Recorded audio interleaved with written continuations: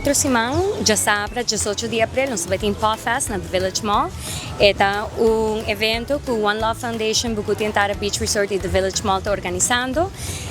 Vai ter evento hobby divertido, nós vamos ter diferentes atividades, como vir com a mascota, com a família, tour gente de toda idade tá invitar e tour fundo que está recaudado durante o evento. Também para estimar esterilizar e nos fundação que está esterilizar tour cachorro e puxi na Aruba.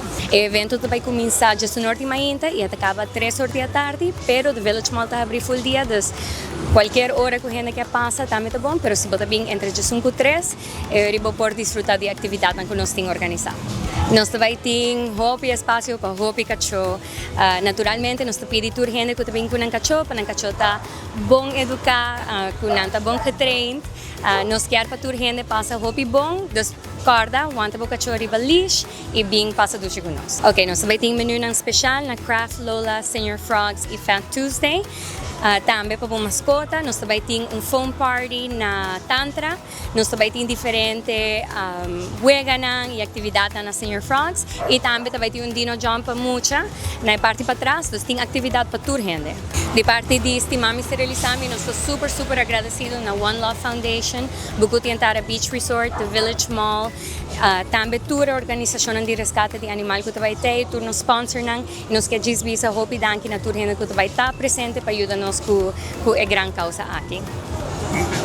Nós estamos contentes com junto com o Esterilizami, Bukuti, Itara e One Love Foundation para apresentar para a comunidade de Aruba e a comunidade a maioria que temos na mascota Paw Fest, que também toma lugar dia 18 de abril, já sábado, outro semana aqui na mesa na The Village Mall na Palm Beach. E também tem evento novo, a trobe junto com o Esterilizami, que nós estamos contentes com nós está acercar The Village Mall para nós por quebrar barreira de evento para o que está a mascota na nossa comunidade. Também está uma área que também tem festa de Senior Frogs, festa na Fat Tuesday e festa de Foam Party na Tantra. Nós também temos área de Kids Corner, com Dino Jump, com Popcorn. Nós também temos ongeveer 2 fundações com uma mesa e na informação. Nós também temos para a promessa que também há regalito. Nós também temos também tem diferentes competências dentro de Senior Frogs.